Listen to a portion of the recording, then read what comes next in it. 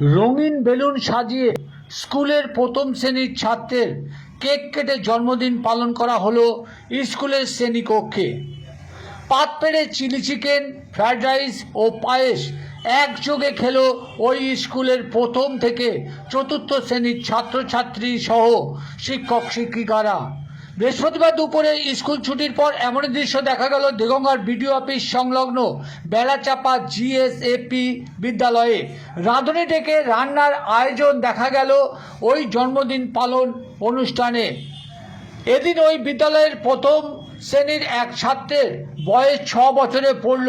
আর ওই ছাত্রের অভিভাবক স্কুল কর্তৃপক্ষের কাছে জন্মদিন পালনের ইচ্ছা প্রকাশ করে আবেদন জানায়।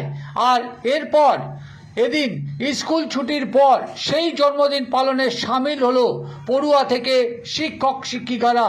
যদিও এই বিষয়ে ক্যামেরার সামনে কথা বলতে চায়নি কেউ। দেখুন সেই ছবি।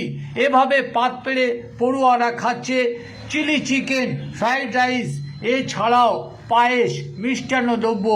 হই হুল্লোড় আনন্দের মধ্যে কেক কাটলো ছোট্ট ওই প্রথম শ্রেণীর ছাত্র।